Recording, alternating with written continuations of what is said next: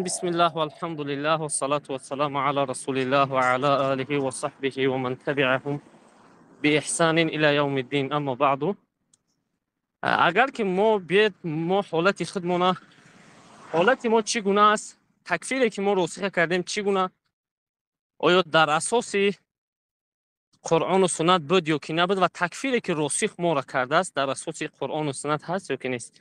ما یک مقایسه بکنیم. دلیلی که ما برای تکفیر راسخ آوردیم و راسخ و کسانی که هم عقیده راسخ هستند، هم مسلک‌های راسخ که تکفیر کردیم، دلیل ما این است که هر یکی شما آگاه هستین که در شریعت الله سبحانه و تعالی یک چیزی را قوش کردن که بهتان سر الله رسول است. چی قوش کردن؟ اینا قوش کردن که ما هر کسی که دعوا از مسلمانی میکند، کفر شرکش ظاهر است. میبینیم که کفر شرک اکبر در مرتکب شید، کفر به طاغوت ندارد، این کافر است. لیکن همین که کفر شرکش ظاهر کافر، توبهش اما ندیدیم، توبهش ظاهر نیست، ولی دعوا اگر از ایمان کنه یا اینکه بر ربوبیت الله سبحانه و تعالی ایمان داشته باشد، بگه که من ربوبیت الله قبول دارم، همین کافره که توبهش ظاهر نیست. همین ما میتونیم که به سبب همین گپش مسلمان لغویش بگیم اعوذ بالله. این بهتان سر الله رسول است. که آیا سوال همینجا به میاد، رسول الله صلی الله علیه و سلم آیا در احادیثاش یا که در دعوتاش در سیره رسول الله صلی الله علیه و سلم یگان جا ثابت شده است که پیامبر صلی الله علیه و سلم مشرکین مکه وقتی که ولئن سألتهم من خلق السماوات والارض لیقولون الله، زمانی که با اونا سوال کرده میشه که کی زمین و آسمان را خلق کرد، مشرکین در جواب میگفتن که الله خلق کرد. یعنی نگاه کنم، ادعای اینا همین است که هر کسی که بر ربوبیت ایمان داشته باشه، یعنی قبول داشته باشه ربوبیت. خب مشرکین مکه ربوبیت قبول داشتن، ولی به الله سبحانه و تعالی در قسمت الوهیت شریک آوردن، به الله ایمان نداشتن. آیا رسول الله صلی الله علیه و سلم ایها المسلمون اللغوی اعوذ بالله همین گناه گفته فریاد چون کرد، همین گناه گفته دعوت چون کرد؟ یک تا اثر، یک تا حدیث در یک قول بیارین که پیامبر یا که صحابه ها همین مشرکین اسم مسلمان داده باشن. اعوذ بالله. این بهتان عظیم اینا سر الله رسول است. یک تمنات، باز منات دیگر از جانب دیگر به این قاعده که اینا برآوردن کافرها را مسلمانی لغوی گفتن. نگاه بکنید، وقتی که رسول الله صلی الله علیه و سلم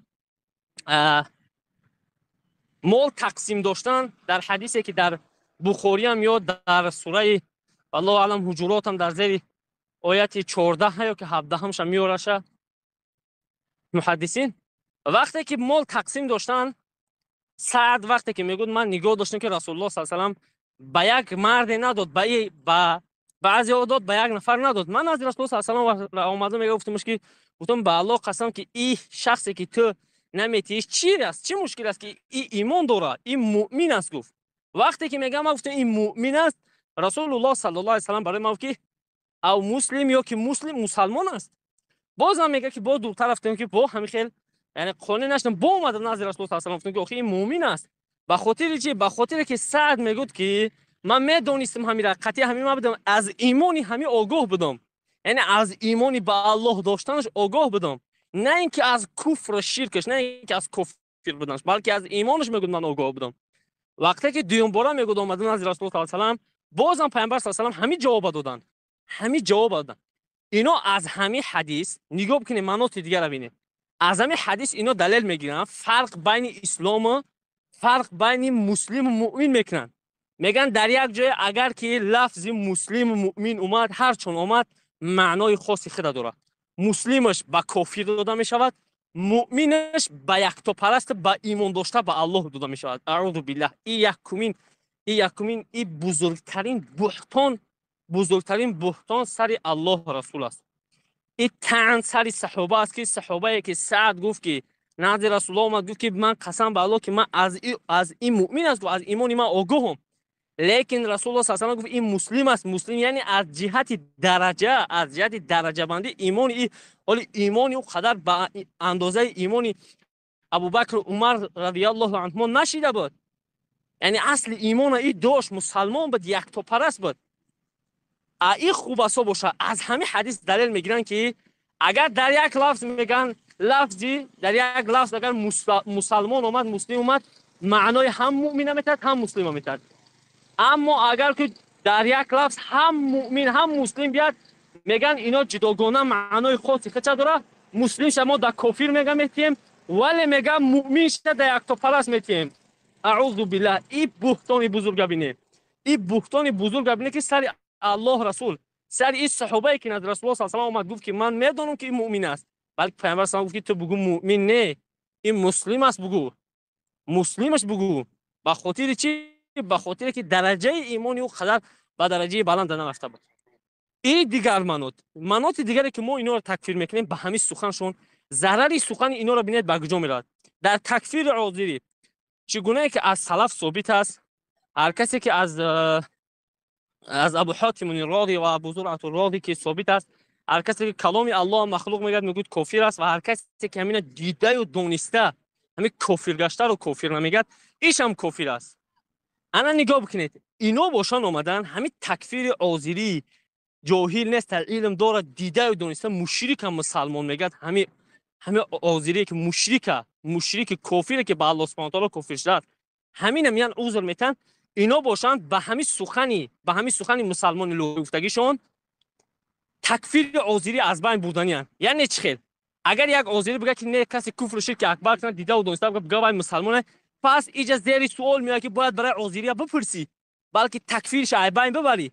تو مسلمان لغوی گفتی یا که مسلمان حقیقی؟ اینا نگاه بکنید که اینا از بین بردنیان.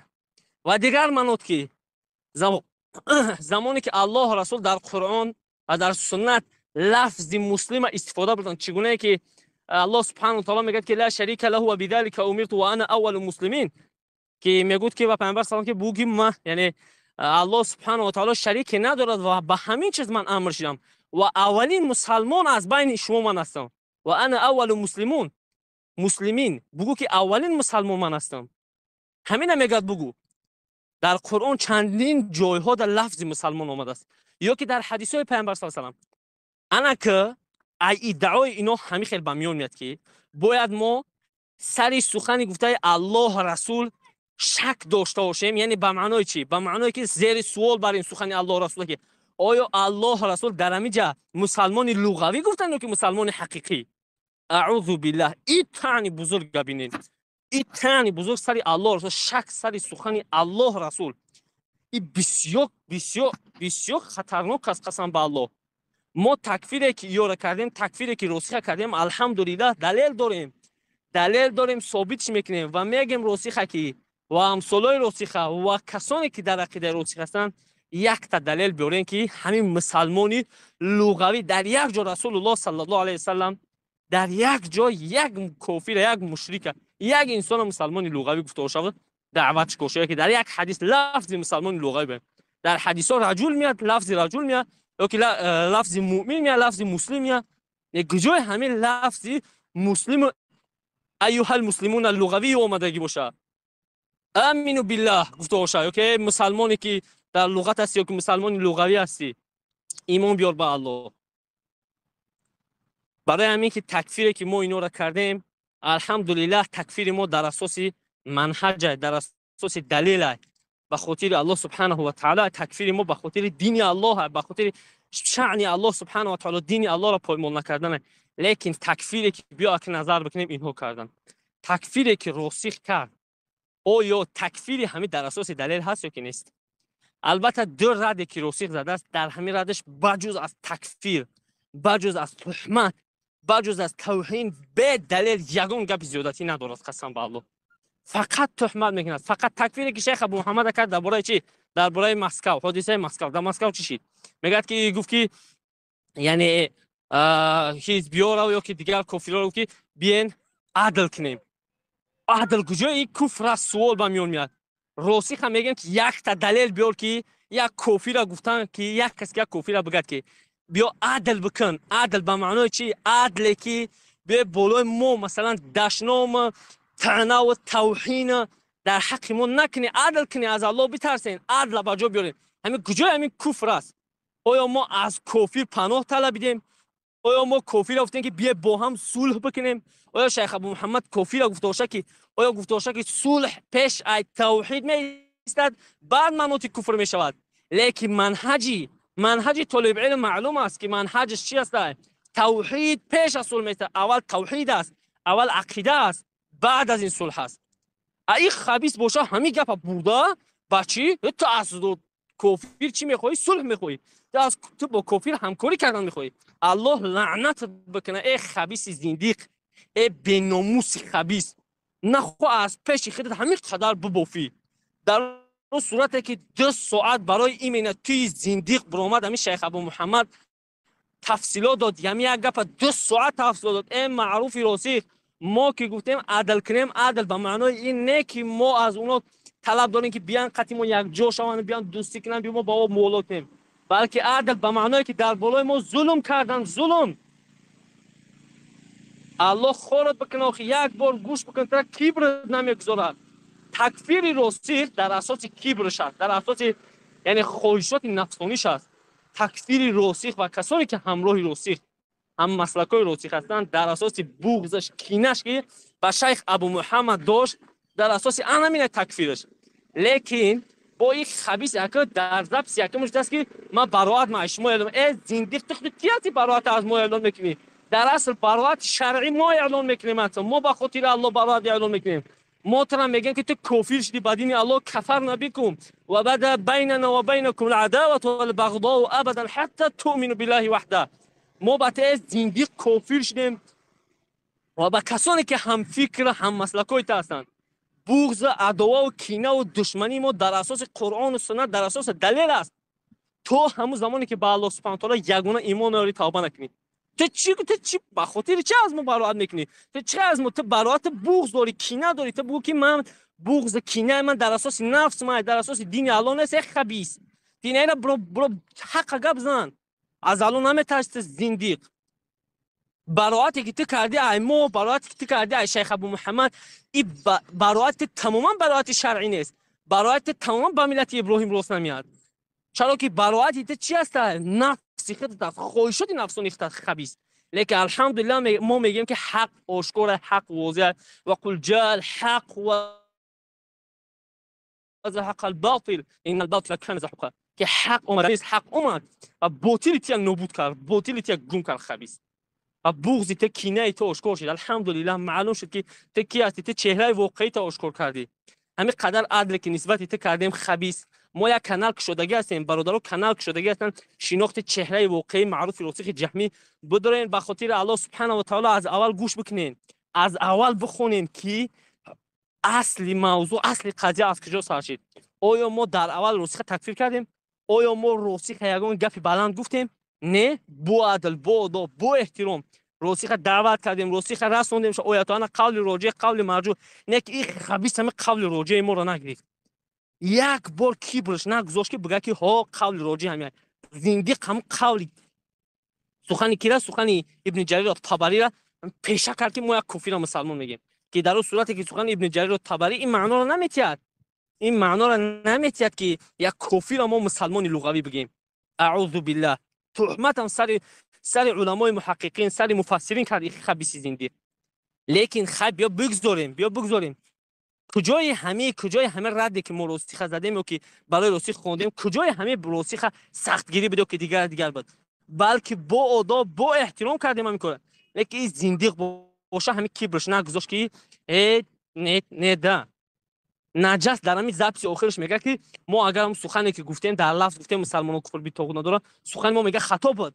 اینا نگه که زندیق میگه خطا بود. اگر که خطا بود ای خبیث، آخه چی بگن توبه نمیکنه؟ همین بگو که سویت خطا ما نمیشه کسی مسلمان گیم.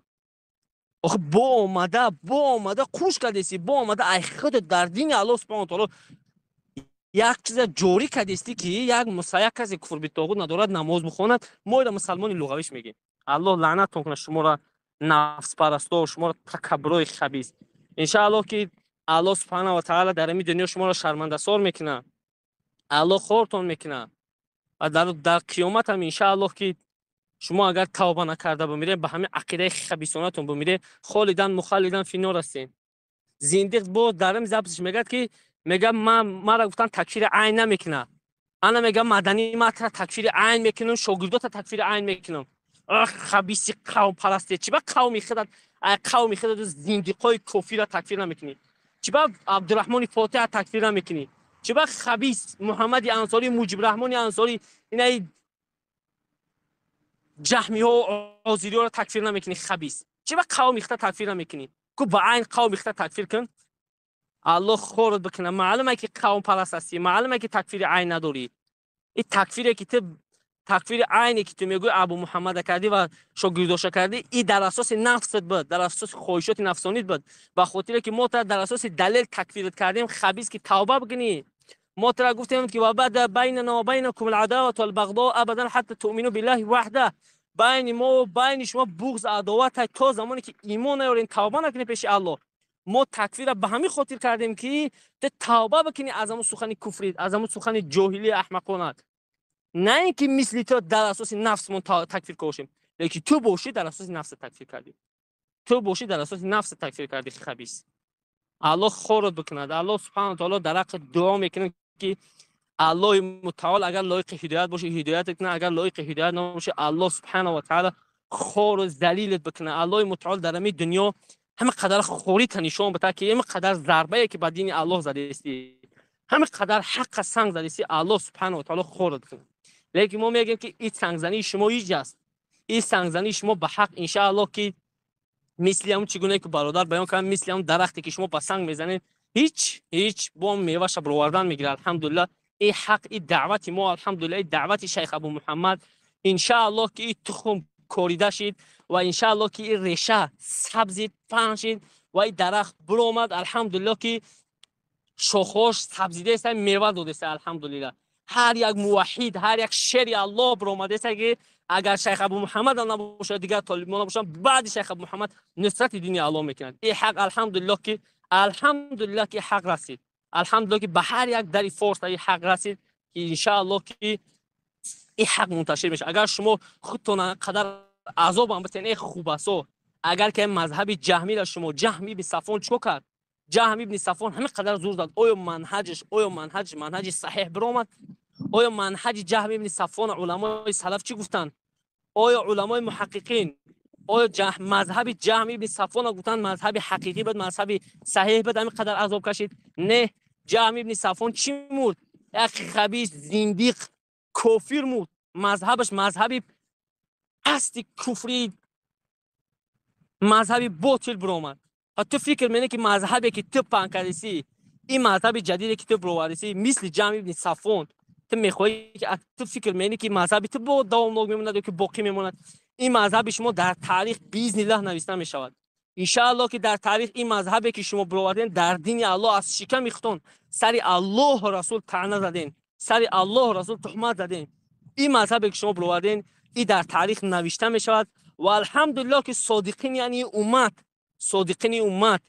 دعوتگران راه حق امت، رد زننده شما بر این خوباسا، رد زننده مذهبی، کشف کننده مذهب باطل شما شیخ ابو محمد مدنی حفظه الله و دیگر از طالبان نامو اینو نوشته میشد در تاریخ که اینا دین الله سبحانه و تعالی نستودن و شما خوباسا میمونی و شما خوباسا من خیلی میمونم این روح باطلی که شما در دین الله سبحانه و تعالی خوش کردین.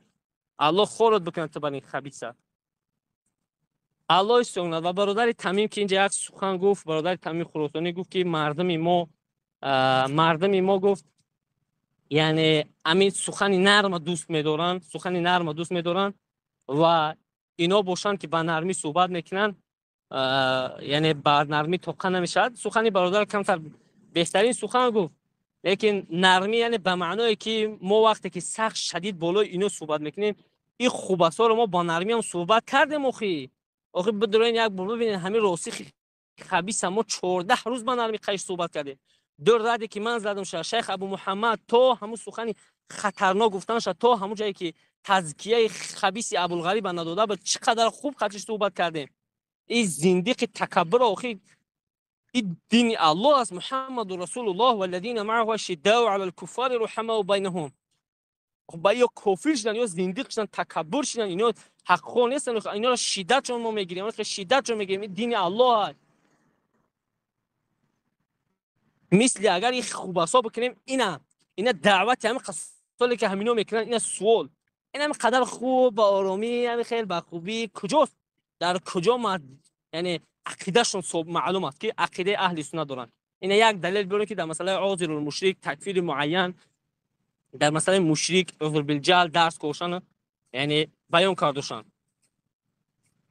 این همین است که مذهب اهل سنت علمای سلف ردهایی که میزدن اهل باطل چگونه رد میزدن با عینشون گرفته رد میزدن با عینشون با علمای متأخر ما متقدم هم که با عین گرفتن کتاب می نویسن با نوشون ردشون میزدن این خوباسا همین منهج از بین بردنی بودن و با همین کارشون همین منهج از بین برده بودن تکفیر عوضی را که الحمدلله که اینجا هستن شروع الله هستن شروع هستن که دعوتگرای راه حق هستن که الله سبحانه و تعالی حفظ شون که این بازیکنی اینا را بدین الله سبحانه و تعالی نمیگذارن الله همگیتون حفظ کنه سبحانك اللهم وبحمدك اشهد ان لا اله الا انت استغفرك واتوب اليك والسلام عليكم ورحمه الله وبركاته